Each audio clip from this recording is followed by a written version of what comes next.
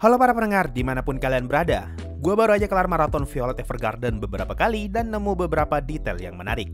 Semua detail yang gue temukan berasal dari season 1 Violet Evergarden plus OVA. Khusus untuk video ini, gue bakal masukin OVA karena ternyata OVA dari anime ini mengisi beberapa plot hole yang ada di series utamanya. So, mari kita mulai. Detail pertama, gue bakal mulai dari detail suara. Ketika scene kertas terbang di awal episode 1, tepatnya di saat logo Violet Evergarden muncul, ada suara mesin ketik yang terdengar mengikuti alunan musik. Lalu di episode 2, ketika Erika lewat di depan toko, ada suara kotak musik yang juga terdengar mengikuti alunan musik. Nah, yang menarik, sepertinya boneka itu adalah kotak musik yang dibuat menyerupai mesin ketik dengan hiasan boneka di atasnya. Dari dua detail ini, kita bisa melihat seberapa niat sang komposer ngebuat lagu untuk anime ini. So, mari kita berikan apresiasi terbesar untuk Evan Cole selaku orang yang mengurus musik di Violet Evergarden. Ada satu detail lagi yang berhubungan dengan suara, yaitu penjelasan kenapa suara Violet jatuh dari kasur sangatlah besar, bahkan sampai terdengar dari pintu masuk. Nah, kalau kalian perhatikan ketika bos masuk ke dalam ruangan, bakal terdengar suara langkah kaki yang cukup besar. Artinya, lantai kayu di ruangan itu adalah alasan kenapa suara jatuh Violet terdengar, karena suara langkah kaki biasa pun bakal terdengar besar. Detail kedua, di episode 1, Violet berkata kalau dia melihat matanya Mayor ketika memandangi Bros. Lalu dilanjutkan dengan perkataan, ketika kupandangi hatiku bergejolak. Nah, tepat ketika scene itu, kita diperlihatkan Bros yang memantulkan cahaya dan muncul semacam corak yang bergerak. Ternyata setelah gue perhatikan, selain warna mata yang sama, ada alasan lain kenapa Violet berkata seperti itu. Apa yang gue maksud di sini adalah corak warna Bros yang seperti bergerak. Hal ini sama dengan mata si Mayor yang selalu memandang Violet dengan tatapan penuh emosi campur aduk sehingga pupil matanya sering bergerak. Makanya, Violet merasa hatinya bergejolak ketika memandang Bros itu. Detail ketiga. Di scene awal ketika Violet sadar, dia sebenarnya ingin bangun. Tapi karena belum terbiasa dengan tangan barunya, dia pun belum mampu untuk mengangkat tubuhnya. Makanya setelah itu, kita diperlihatkan scene tangan Violet yang bergetar. Detail keempat, alasan terbesar kenapa Violet bisa jatuh dari kasur, bisa kita lihat di scene ini. Di sini Violet mencoba memegang meja sebagai tumpuan, tapi karena tangannya masih belum kuat, dia pun terjatuh. Detail kelima, awalnya si bos datang ke rumah sakit sambil berjalan kaki, tapi ketika balik bareng Violet, dia malah naik mobil. Kalau kita lihat scene sebelumnya di mana mobil yang mereka naiki sejak awal sudah terparkir di depan rumah sakit, artinya itu adalah mobil khusus yang akan digunakan untuk mengantar pasien. Makanya ketika balik, Bos dan Violet naik mobil itu. Detail keenam, seperti yang kita sudah tahu, Violet tidak langsung bisa beradaptasi dengan tangan barunya. Makanya ketika disuruh melepas sarung tangan di episode 1, dia masih harus melepasnya dengan mulut. Tapi memasuki babak akhir episode 3, Violet mulai bisa menggunakan tangannya dengan lebih baik dan sudah mampu melepas sarung tangan dengan tangan besinya. Detail ketujuh, ketika ingin diadopsi keluarga Evergarden, Violet disuguhkan cangkir teh yang berisi bunga. Nah, yang jadi pertanyaan, ini bunga beneran atau gula yang berbentuk bunga? Ternyata di pertengahan episode 2, ketika Katlea mentraktir minum Violet, dia memesan hanacha atau teh bunga. Yang mana kalau dalam bahasa Inggris, teh bunga disebut flowering tea atau blooming tea, yaitu sekumpulan teh kering yang disatukan lalu dibuat menyelimuti bunga kering. Jadi bisa kita bilang kalau bunga di sini ini adalah teh itu sendiri. Detail ke-8, ketika bos menerima laporan nilai Violet, bisa kita lihat kalau semua orang di dalam ruangan mengeluarkan ekspresi senang kecuali Iris. Ini dikarenakan Iris adalah lulusan dari sekolah itu dan sepertinya dia merasa iri dengan pencapaian Violet. Detail ke-9, dari sini ini kita bisa melihat betapa jauh perbedaan Violet dengan gadis pada umumnya. Kalau lu kuliah perlu membenarkan roknya sebelum duduk, tapi Violet tidak peduli dan langsung duduk begitu saja.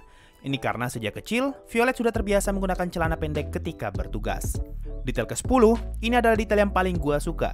Di episode 3, kita diperlihatkan scene Mayor yang baru selesai menguburkan teman-temannya. Kalau kita melihat kondisi jari Mayor yang sangat kotor, ini artinya dia menggali semua kuburan itu dengan menggunakan tangan kosong. Nah, sekarang mari kita lompat ke episode 11. Terlihat scene kuburan yang sepertinya adalah kuburan untuk Aidan. Lalu yang jadi pertanyaan sekarang, bagaimana caranya Violet menguburkan Aidan? Apakah dia pakai alat atau pakai tangan kosong sama seperti Mayor di episode 3? Ternyata untuk menjawab pertanyaan ini, kita diperlihatkan scene gubuk yang lebih jelas di episode 13, dan kalau diperhatikan, ternyata ada sekop di dalam gubuk itu. Jadi, Violet menguburkan Aidan bukan dengan tangan kosong, tapi menggunakan sekop. Ini adalah detail kecil yang sangat menarik dan benar-benar difikirkan. Detail ke-11, kalau kalian perhatikan cara berpakaian orang-orang desa di episode 4, kalian bakal paham dengan desain baju Iris. Sepertinya, orang-orang di desa memiliki budaya untuk menggunakan kalung tali dengan ornamen dan juga suka mengikat kain di baju mereka.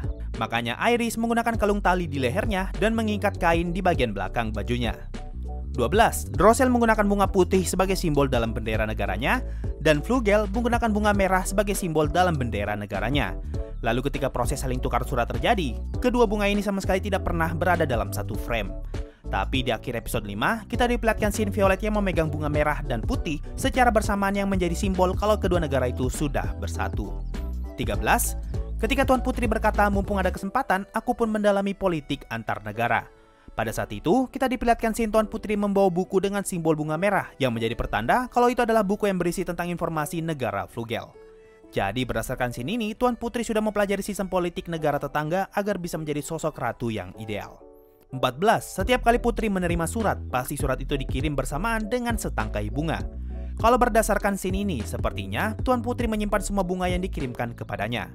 Nah, kalau kita total jumlah bunga di akhir, terlihat ada 10 tangkai yang menjadi pertanda kalau Tuan Putri sudah bertukar surat dengan pangeran sebanyak 10 kali. Kalau kita tambah dengan satu bunga yang baru saja dia terima, dan satu bunga lagi yang dia dapat langsung dari pangeran, artinya total ada 12 surat yang Tuan Putri terima sepanjang episode 5. 15. Di awal episode 5, kita diberitahu kalau Violet sedang menerima tugas dari Tuan Putri Drossel untuk menuliskan surat cinta. Lalu kita diperlihatkan scene kamar Violet yang berisi banyak buku. Nah, ini dia alasannya kenapa gua harus masukin informasi dari OVA, karena episode itu mengisi beberapa plot hole di animenya. Plot hole pertama yaitu sejak kapan Violet mahir menuliskan surat cinta. Padahal dari transisi episode 4 ke 5, kita sama sekali tidak pernah melihat Violet belajar tentang hal ini. Di episode OVA, demi bisa membuat surat cinta yang diinginkan, Violet harus membaca banyak buku yang ngebahas tentang cinta. Nah, karena dia mendapatkan tugas yang kurang lebih sama di episode 5 ini, makanya dia meminjam banyak buku tentang cinta, dan semua buku yang dia pinjam bisa kita lihat ada di dalam kamarnya. Karena hal ini, Violet pun bisa ngebuat surat cinta yang sangat bagus ketika melayani Tuan Putri. 16. Alasan kenapa Violet dan Leon bisa nongkrong di atas atap, karena berdasarkan scene ini, memang ada jalur yang mengarah ke sana. 17. Di episode 7, Violet berkata kalau saat ini dia sedang membaca drama Setan Merah. Nah, dari cover buku itu, bisa kita lihat kalau gambarnya sama dengan poster drama yang ditonton Erika. Artinya, alasan kenapa Violet tidak ikut menonton drama karena dia sedang sibuk membaca versi bukunya. Lalu kalau kita mundur ke scene sebelumnya, terlihat ada tumpukan buku dengan nama penulis yang sama. Ini berarti Violet bukan cuma membaca satu buku saja, tapi kurang lebih ada 8 buku karya Oscar Webster yang sedang dia baca. 18. Semenjak episode OVA, Violet pun mulai membiasakan diri untuk mencari referensi tentang apa yang berhubungan dengan klien. Kalau sebelumnya dia baca banyak buku agar bisa ngebuat surat cinta, di episode 7 ini, Violet baca semua buku karya Oscar agar bisa ngebantu atau setidaknya lebih relate dengan apa yang coba ditulis kliennya. 19. Berdasarkan flashback Oscar dengan anaknya, ada scene yang memperlihatkan mereka sedang makan carbonara. Karena Violet tidak tahu masak, artinya resep makanan yang dia baca di sini bukan milik Violet, tapi milik Oscar. 20. Di episode 8, si pembantu ngomong ke Gilbert kalau dia kesulitan mengganti bajunya Violet karena anak ini melawan. Nah, kalau kalian perhatikan tangan si pembantu, bakal ketahuan seberapa keras perjuangan dia agar bisa mengganti bajunya Violet. 21. Hodgins ngomong ke Gilbert kalau Violet adalah pemicu tragedi di Kaplia. Ini merefer ke scene yang ada di pertengahan episode 8 dan cuplikan di episode 3. Awalnya, Gilbert diberi misi untuk menghabisi musuh dengan diam-diam. Tapi karena serangan Violet malah membuat rumput terbakar, mereka akhirnya ketahuan dan seluruh anggota tim terbunuh selain Gilbert dan Violet. Makanya mereka menyebut ini sebagai tragedi. 22. Di episode 9, Benedict ke Seleo, dan gue yakin di episode ini, mayoritas dari kita semua menyadari kalau Benedict pakai high heels. Buat lu pada yang nggak tahu, high heels pada zaman dulu adalah sesuatu yang normal bagi pria dan masih belum identik sebagai fashion wanita. Kalau gue lihat di Wikipedia, semenjak Perang Dunia Kedua berakhir dan hubungan antar negara semakin terbuka, pada masa itu, banyak poster yang menggunakan model wanita dengan sepatu high heels, sehingga memunculkan kesan kalau high heels adalah fashion untuk wanita.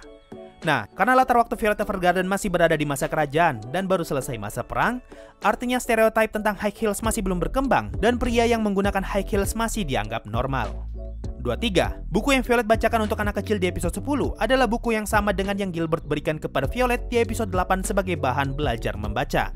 Makanya, Violet bisa membaca buku ini dengan sangat baik dan si bocah pun memuji Violet dengan berkata kalau kamu jago membacakan cerita. Nah, buku ini nantinya muncul lagi di episode 13 yang menjadi pertanda kalau sepertinya Gilbert sengaja menyimpan buku itu sebagai kenang-kenangan. 24. Di episode 13, ketika mendapatkan tugas untuk menulis surat atau bahkan ketika menulis surat untuk Gilbert, Violet hanya menggunakan tangan kanannya saja. Ini pertanda kalau tangan kiri Violet menerima dampak yang jauh lebih parah dibandingkan tangan kanannya, sehingga dia belum bisa menggunakan tangan kirinya dalam waktu dekat. 25. Ini adalah plot hole kedua yang ada di animenya, yaitu sejak kapan Erika jatuh hati kepada Benedict. Nah, jawabannya ternyata ada di OVA. Dan terakhir, masih ada hubungannya dengan OVA. Di sini Roland berkata kalau saja mereka memiliki alat angkut, mereka bisa menerbangkan semua surat ini ke angkasa. Nah, ini yang jadi alasan kenapa mereka menebar surat ketika festival udara di episode terakhir. So, itu tadi semua detail kecil yang gue temukan setelah menonton Violet Evergarden. Gak banyak yang bisa gue jelaskan tentang anime ini. Kalau lu suka drama, kalau lu suka slice of life, dan kalau lu punya headset mahal, silakan nonton dan dengerin semua soundtrack anime ini. Jangankan ceritanya, bahkan cuma denger musik di episode 10 saja sudah buat gua baper. Oke, mungkin itu saja untuk video kali ini. Makasih semua yang sudah mendengarkan sampai di titik ini. Sampai jumpa di video berikutnya, dan bye-bye. Yo, waktunya Saweria, ada dari penikmat eroge. Bang, bahas Fate series dong. Nanti aja ya. Walaupun gua udah nonton, tapi gua belum begitu tertarik dengan Fate series. Ada dari Red Tea for You. Bang, ada niatan bahas Mekaku City Actor atau Kagero Days nggak bang? Ceritanya menarik menurutku. Gue udah nonton Mekaku City Actor sampai tamat, tapi gue nggak begitu ngehook, jadi kapan-kapan aja gue bahas. Ada dari Dudung Hyuga, bahas Tensura lagi dong. Jujur, gue bukannya nggak mau bahas, tapi gue nggak begitu tertarik dan nggak begitu penasaran dengan lore dari Tensura. Jadi ya nggak begitu pengen gue bahas, kecuali kalau ada sesuatu topik yang begitu menarik. Ada dari Aninu Bai. Ayo bang mabar AOV, ID saya Kyotan77. By the way, skin Kirito sama Violet Dimension Breaker mantep, tapi saya bukan pemain veteran. Dan terakhir ada dari Uwel Nimekun. Bang, Yojo Senki udah, ReZero udah, Overlord apalagi. Boleh kali Konosuba detail kecilnya biar lengkap Isekai Quartet.